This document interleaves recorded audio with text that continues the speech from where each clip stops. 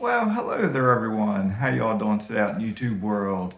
It's Saturday, December the 11th in the year 2021. Hopefully you subscribe to my channel. And I think I'm going to put another link below in the description for the Morning Brew. It's a daily newsletter, and they cover, I enjoy reading it because it covers usually business tips, not business tips, I'm sorry, just top stories and various things in business, life, etc., etc. And it's kind of fun to read. I read it every day. I actually subscribe not just to their morning brew. I get like 3, 4, 5 different emails from them. Some don't come out daily. Some come out maybe 3 times a week, or one might come out on Friday. I forget. I don't read them all thoroughly because I don't have time to read everything. But the morning one I like the best. The morning one is the one I like the best. So I'll stick a link below. Feel free to click on it. If you do click on it, I get a referral, and I think they call it swag. I think initially I got some stickers. I may get a water bottle next. Who knows? But anyway, this video is about keeping up with the Joneses. Last night, the missus and I, we went to what they call it. We got a flyer in the mailbox a week ago. It was a progressive cocktail, is what they called it. Holiday season is here. And so there was 4 different houses that participated, and we walked. It's warm here. So you start at house number 1, hang out there for an hour or so, go to house number 2, hang out for a bit, house number 3, and wrap it up at house number 4. And it was interesting because we met a lot of people in the neighborhood. We live in a nice neighborhood, okay? But you got different styles, like any neighborhood. You got different kinds of houses. And this is Florida. It's like in Florida, they build Florida houses. So you got different kinds of houses here. Some houses are on the water, some houses are on land. If you want a really nice house, you get a better bang for the buck on land, because if you buy on water, you're probably paying extra.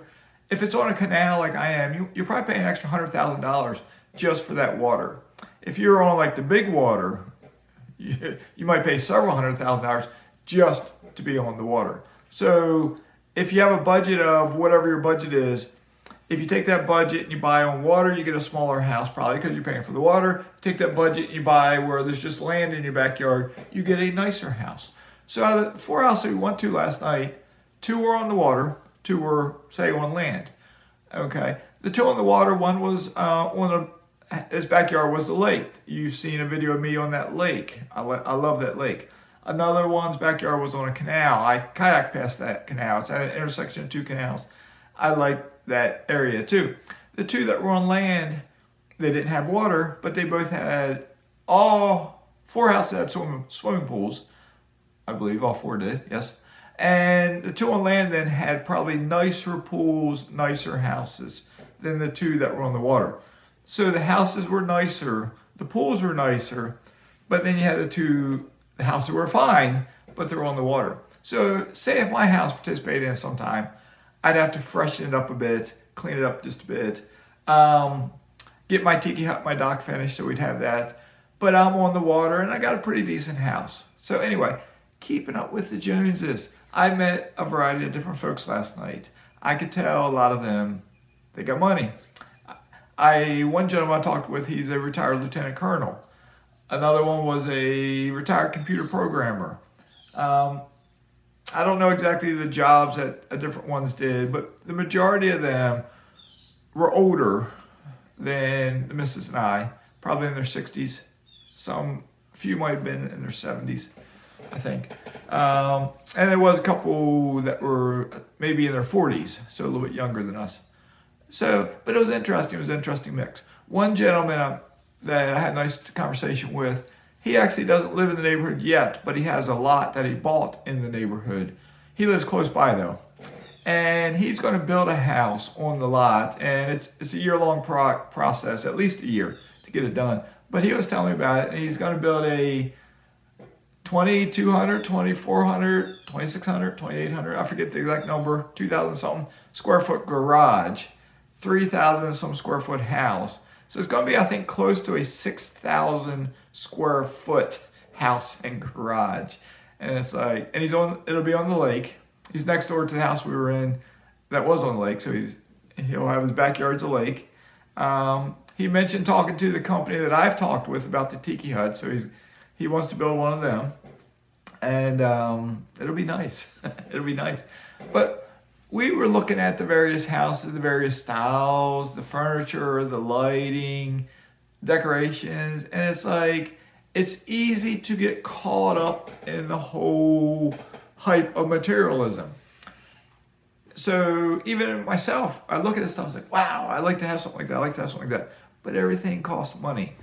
I don't want to spend all my money buying stuff. I will buy a nice house. I will get a Tiki Hut on my dock.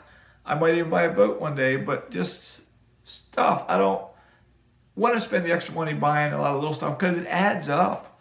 And I've been that way all my life, which helped me to get to the position I'm in now. Because I was telling the missus, it's like when I was in the Navy, I was enlisted. I lived with enlisted people. When I bought my house, where I settled after 23 years in Virginia, it was a middle-class, blue-collar neighborhood. My house was built in 1955. It had never really been upgraded at all. So when I bought it in 1998, it had no upgrades at all. I had a big giant backyard. I call it big giant. I had an acre and a third. It was a hill with the woods behind it. On the other side of that woods was probably one of the nicest houses in the area. It was multi-million dollars. And it was like just a different world back there. They were at the top. I was at the bottom.